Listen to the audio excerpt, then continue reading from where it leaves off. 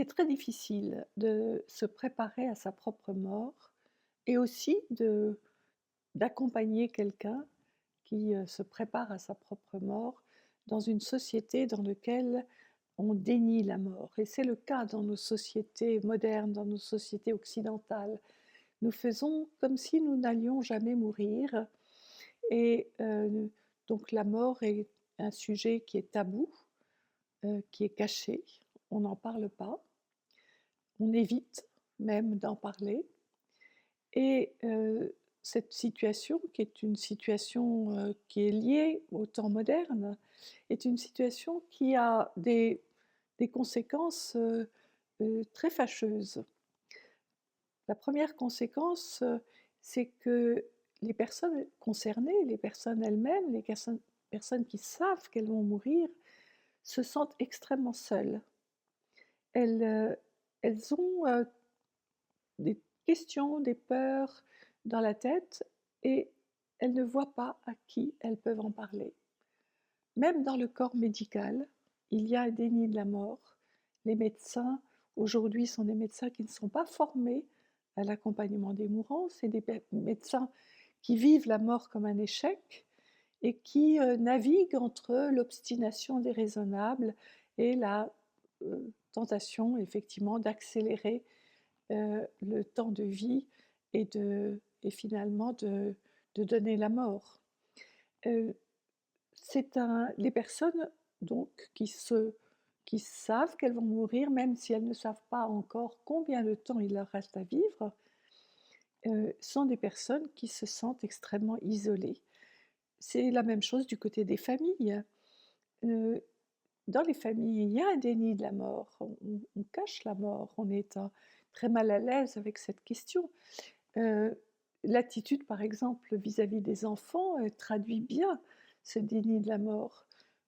Souvent, on ne parle même pas aux enfants du fait qu'un parent, un grand-parent, est susceptible de mourir dans les semaines qui viennent. On cache cela aux enfants. On ne et quand je dirais, les derniers moments arrivent, heu, on les on les laisse de côté.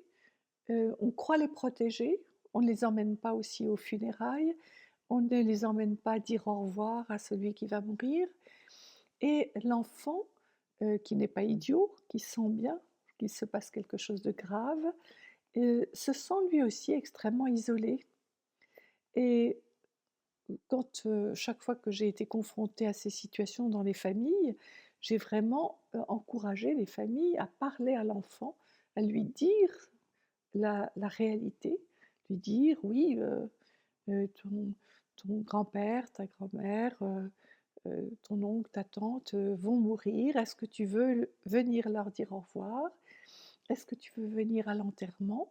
Donc suivre ce que l'enfant désire, parce que l'enfant sait très bien, au fond de lui-même, ce qui est bon pour lui. Donc il faut lui demander et s'il veut venir, l'accompagner évidemment. Être là, près de lui, même s'il est tout petit. Même un tout petit peut être pris dans les bras car, c'est il y a un double message que l'on envoie à un enfant, quand on agit comme ça. D'une part, l'enfant se rend compte que la mort fait partie de la vie et que, eh bien oui, c'est un drame qui touche les humains et que tout le monde est concerné. Personne ne peut dire: «Je ne mourrai pas un jour». L'enfant le découvre à cette occasion. Et puis, il découvre une autre chose, c'est que les humains sont solidaires les uns des autres face à la mort. Il s'en rend compte, par exemple, aux funérailles, il voit les gens qui ont du chagrin, les gens qui se prennent dans les bras, qui se soutiennent. Et donc, il reçoit ce message, face à la mort, l'être humain a une force qui est celle de la solidarité humaine. Donc, je reviens sur les dégâts de ce déni de la mort, au niveau médical, au niveau personnel, au niveau familial. Il y a aussi quelque chose qui est une vraie conséquence de ce déni de la mort, c'est que le temps du mourir qui, autrefois, était considéré comme un temps très important et qui reste un temps très important. Je suis bien placée pour le savoir, ayant accompagné pendant 10 ans des personnes dans leurs derniers moments, pour savoir que ce temps-là est un temps précieux, un temps d'échange, un temps dans lequel on peut boucler sa vie. Eh bien, ce temps du mourir qui est considéré comme un temps important, est souvent, à cause du déni de la mort, considéré comme un temps pénible, heu, un temps inutile, un temps de au fond qu'il vaudrait un temps même cruel, qu'il vaudrait mieux abréger et qui et c'est vrai que l'image même de la bonne mort a changé. Autrefois, c'était une mort consciente, on regardait sa mort en face, on était accompagné par sa famille, par le médecin de famille, par, un une personnalité spirituelle et puis, voilà, on donnait ses dernières volontés, on effectuait son travail de la mort.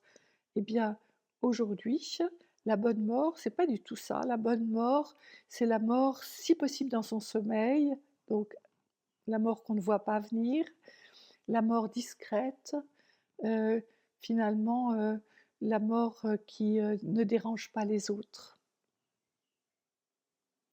Le déni de la mort est aussi, quelque chose qui est grave parce que, on fait comme si on n'allait pas mourir, comme si nous n'étions pas mortels et en fait, heu, on est de plus en plus angoissé. C'est-à-dire qu'il y a un rapport direct entre le déni de la mort et l'angoisse dans notre société. Un individu qui ne considère pas qu'il est mortel, et qui donc, met la question de la mort de côté, est un individu qui appauvrit sa vie. Parce que la mort a une fonction. Elle est là dans nos vies, justement pour que nous vivions le plus intensément, le plus pleinement possible, pour que nous allions à l'essentiel. Il y a, j'ai un thanatologue, français qui est mort il y a quelques années, qui était très connu, qui avait beaucoup écrit, Louis-Vincent Thomas, disait que le déni de la mort se venge en déni de la vie, hein. C'est très intéressant ça. On vit moins bien quand on est dans le déni de la mort. Le déni de la mort a aussi un impact sur la manière de vivre le deuil. Quand on a, heu, caché quand on s'est caché la réalité de la mort d'un proche, qu'on n'a pas été l'accompagner, qu'on ne lui a pas dit au revoir, eh bien, ensuite, on culpabilise et on se rend compte qu'on est passé à côté de quelque chose de très important et donc ça a un effet sur la manière de vivre le deuil. Les deuils sont beaucoup plus compliqués, il y a beaucoup plus de stress, beaucoup plus de dépression quand, on n'a pas pu accompagner quelqu'un à cause de ce déni de la mort.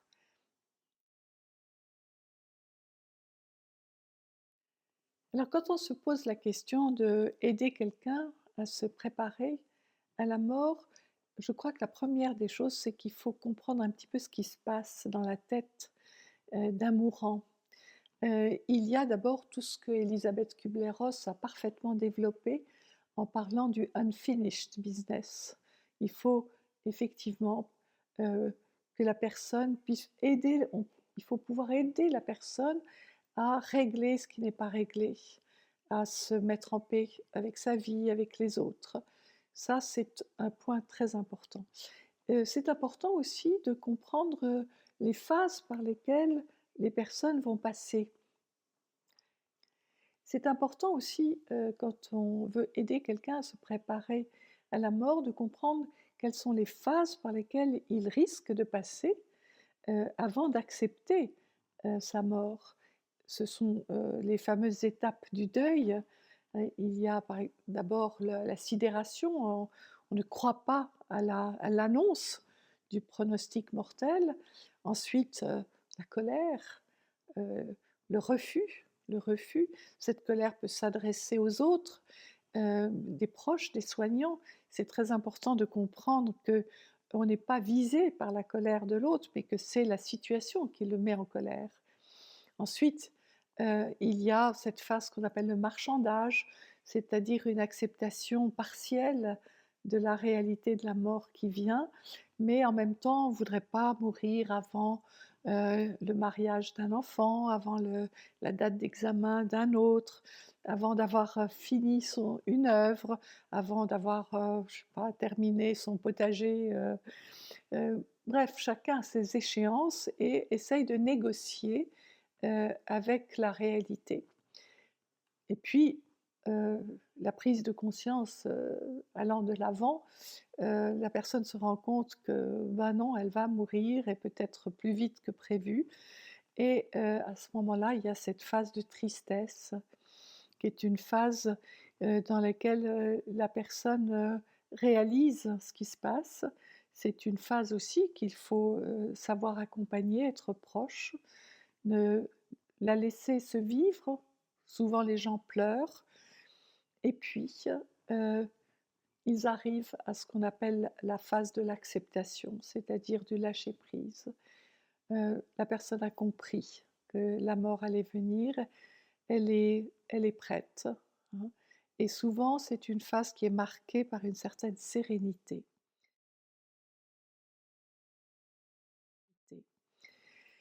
Et puis, il y a encore quelque chose qu'il faut comprendre. C'est ce que j'appelle la différence entre mourir et la mort. Heu, Mourir, les gens qui ont un pronostic mortel, qui sont à l'hôpital ou dans une unité de soins palliatifs, ou même chez eux, en sachant qu'ils vivent leurs derniers moments, ils savent qu'ils vont mourir. Donc il y a une conscience du fait: «Je vais mourir». D'ailleurs, elle s'exprime, par exemple, par, quelqu'un qui dit: «Ben voilà, cette robe qui est dans le placard, j'aimerais la porter dans mon cercueil», ou bien: «J'ai écrit, mes dernières volontés». Donc on voit bien que la personne sait qu'elle va mourir. Puis en même temps, la même personne, l'après-midi, alors que le matin elle vous a dit cela, elle va dire: «Oh là là, je me sens beaucoup mieux». Peut-être qu'elle a eu une visite qui lui a fait du bien, peut-être que le soleil rentre dans sa chambre et elle dit: «Oh, quand j'irai mieux, eh bien, j'aimerais bien faire ce voyage». Je me souviens d'un homme qui m'avait dit: «J'aimerais bien aller à Venise». Heu et là, on se dit: «Mais alors on ne comprend plus rien. Cette personne qui le matin nous a parlé de sa mort, là, elle nous parle de comme si elle allait, avoir une rémission ou guérir». Et on a beaucoup de mal à s'adapter à cette situation. Donc il faut comprendre une chose, c'est que, et ça c'est Freud qui nous a très bien expliqué ça, c'est que face à une réalité aussi difficile à accepter, qui est la mort, et pourquoi est-ce qu'elle est difficile à accepter? Parce que dans notre inconscient ne croit pas à la mort. Ce qui fait qu'il y a deux pensées contradictoires qui cheminent. Une pensée, et ce sont deux pensées contradictoires qui coexistent. Il y a une pensée qui dit: «Je sais que je vais mourir», et l'autre pensée dit: «Je n'y crois pas». Ces deux pensées cheminent côte à côte et coexistent et expliquent ce que j'ai raconté tout à l'heure, cette ambivalence. Il y a une très belle expression d'un poète français, Max-Paul Fouché, qui dit: «Mourir existe, la mort n'existe pas». Les mourants sont là-dedans. Ils savent qu'ils vont mourir, la mort n'existe pas, parce au fond d'eux-mêmes et dans leur inconscient, la mort est irreprésentable. Freud disait même dans un texte connu, Considérations sur la guerre et la mort, il disait: dans notre inconscient, nous sommes conscients de notre immortalité. Et pourtant, Freud n'était pas du tout croyant, il était même athée, mais c'est quelque chose qu'il observait. Donc il faut comprendre ça.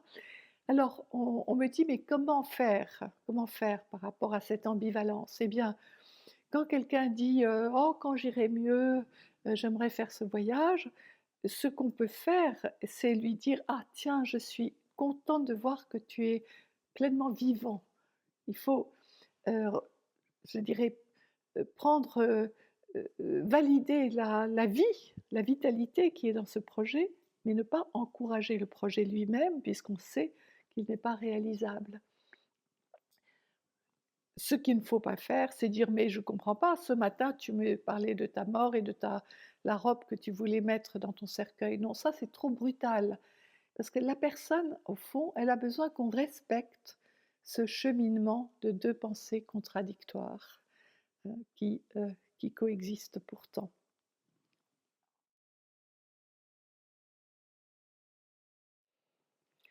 Alors, c'est cette question de se préparer à la mort, évidemment, c'est une question, qui, concerne tous les humains. Et qui nous concerne pas seulement dans les dernières semaines de la vie, mais beaucoup plus tôt. Je dirais même, quand on entre dans la deuxième partie de sa vie. Heu, alors on me dira: «Mais qu'est-ce que c'est la deuxième partie de la vie?» parce que personne ne sait l'heure de sa mort, donc on ne sait pas quand est la deuxième partie. Jung disait que c'est, peut-être on peut dire autour de la cinquantaine, au moins on est sûr d'être quasiment sûr d'être dans la deuxième partie de sa vie et c'est intéressant parce que Jung parle du processus d'individuation. Il dit que dans la première partie de la vie, on met son énergie sur l'ego. On construit sa vie, on construit une famille, on construit une œuvre, on construit un métier.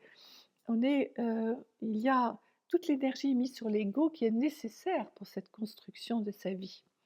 Et puis, heu, je dirais quand on bascule dans la deuxième partie de la vie, progressivement, il dit qu'il faut mettre cette énergie qui était sur l'ego sur ce qu'il appelle le soi, c'est-à-dire l'être intérieur, l'être profond. Et c'est se préparer à la mort, ça va donc être ce cheminement, pour aller vers soi-même, vers le fond de soi-même. Et c'est un cheminement donc qui va prendre son temps. C'est pour ça que je dis que la première condition pour se préparer à sa mort, c'est de méditer sur sa finitude. C'est évidemment quelque chose qu'il faut faire assez tôt dans la vie. Ça veut dire quoi? Ça veut dire savoir que l'on est mortel, ne pas mettre la question de côté, comme je l'ai dit à propos du déni. Ça veut dire considérer effectivement que nous ne serons pas toujours là sur terre et cette, contemplation de la mort nous amène à quoi? Elle nous amène à être plus justes dans notre façon de vivre, être plus près de nos valeurs. C'est pour ça que dans toutes les traditions, spirituelles, toutes, on considère la mort comme étant un outil du bien vivre, du bien agir, je dirais aussi du bien vieillir. Cette réalité de la mort que nous contemplons, nous amène à nous poser les bonnes questions.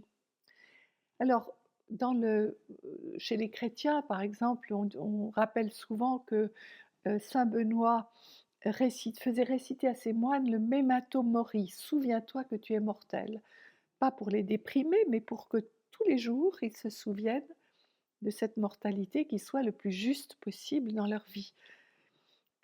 Les bouddhistes considèrent la mort comme un miroir qui est, en face d'eux et le miroir, qu'est-ce qu'on voit dedans? On se voit soi-même, on se voit vivant et donc le miroir renvoie aux questions, les vraies questions métaphysiques. Pourquoi je suis sur terre? Quel est mon mandat céleste? Qu'est-ce que j'ai quel voilà, qu'est-ce que j'ai à faire sur cette terre? J'aime beaucoup aussi l'image des Amérindiens, les Indiens d'Amérique, qui, représentent la mort comme un oiseau qui est perché sur l'épaule gauche et l'oiseau, tous les matins, pose la question: «Et si c'était pour aujourd'hui?» Pareil, pourquoi la pose-t-il? Pour que, dans la journée, chacun soit le plus juste possible. Donc méditer sur sa finitude, c'est certainement la première chose à faire pour se préparer à sa mort.